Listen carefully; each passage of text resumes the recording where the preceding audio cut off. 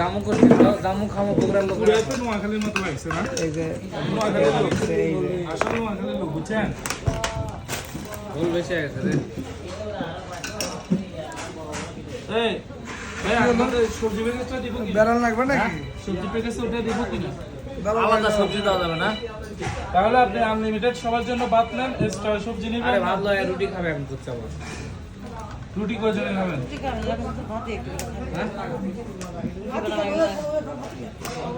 আর খালি ভাত তো নিবে না ডাল মেল সব বাল যাচ্ছে সব